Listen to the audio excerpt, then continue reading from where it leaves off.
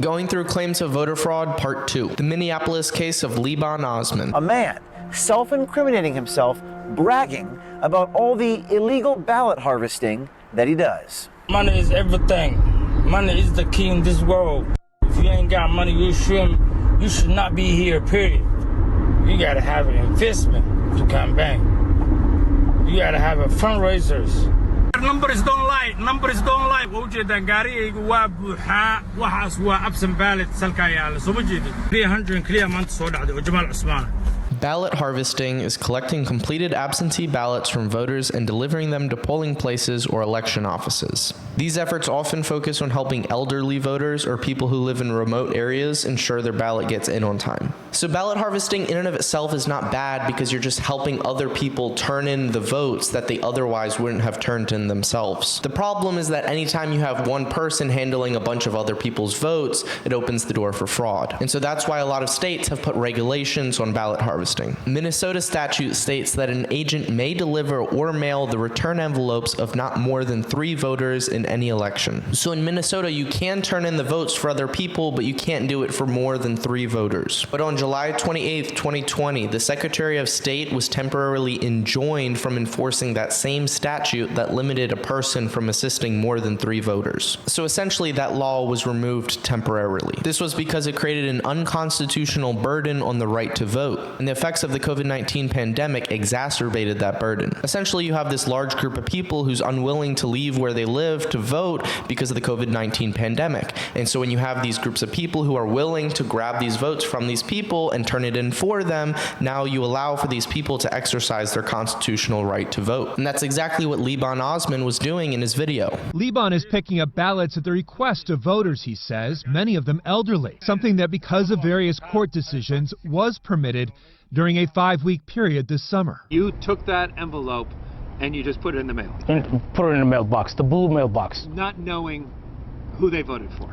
Don't know, because it's close. Those open envelopes in the dash, he said, were the envelopes the ballots came in. A couple voters, afraid of identity theft, asked him to shred it. Did you ever give people money in exchange for a vote? No, never.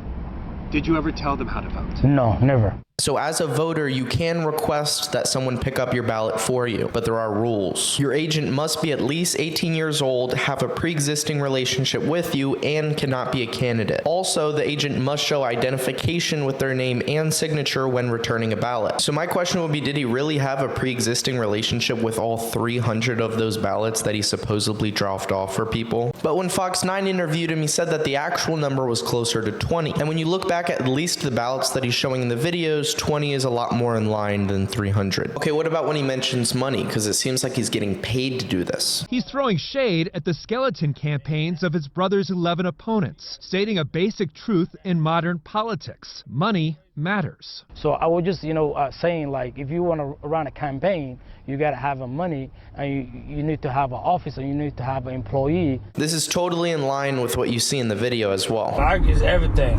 Campaign lacag baa wata. $200 iyo $100 oo waxa la ayida iyo awooga iyo aad ka soo qaadeen. You cannot campaign that.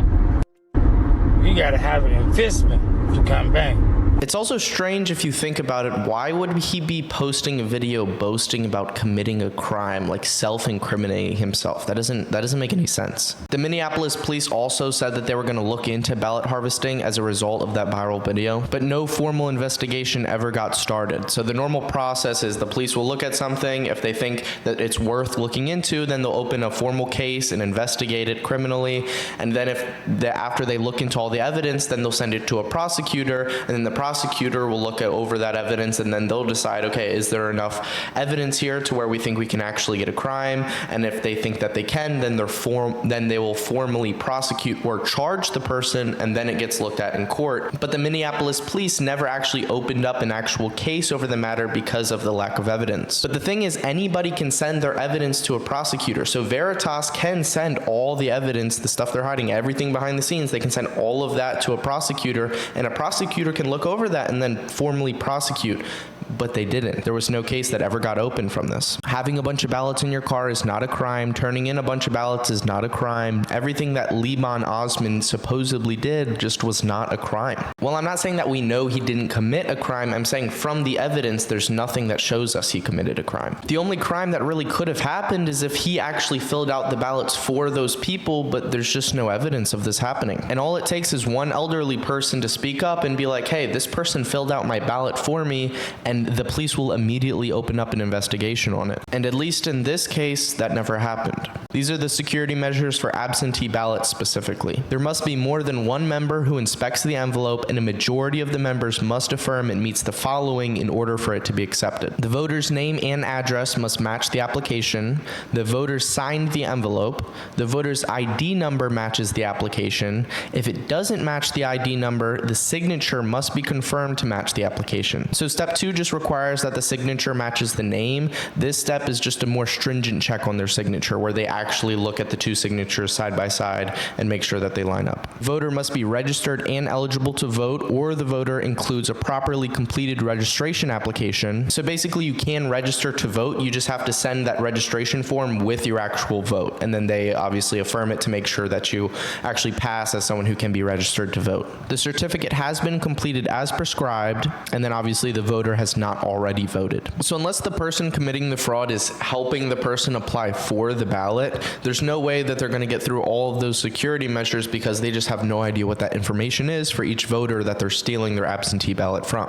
However, if the person helped the voter apply, then it's actually not hard to get all that information from them, because it's all on the application. So I actually do think that someone who helped another person apply could get through all those security checks, but the problem is that now they're stealing the absentee ballot after they get it from the application. The voter's going to obviously notice that, and then they're going to call and be like, hey, where's my absentee ballot? Or they're going to try voting in some other way, and then they're going to get caught for double voting, and then automatically an investigation will get opened up. And so the chance of this happening on a large scale and not a single elderly person is speaking up about it is just really low to me. I went a lot more in depth into the Veritas video and then all the other articles related to this story, so if you're interested in that, you can check out my Notion. I'm not really interested in looking into the other claims. It doesn't seem like it's a super great use of my time, so unless you think there's a claim that's even stronger than this one, then I'm probably just going to move on to other stuff more related to the 2020 presidential election than these smaller races. If you stuck around till the end, thank you for watching, and I'll see you in the next one.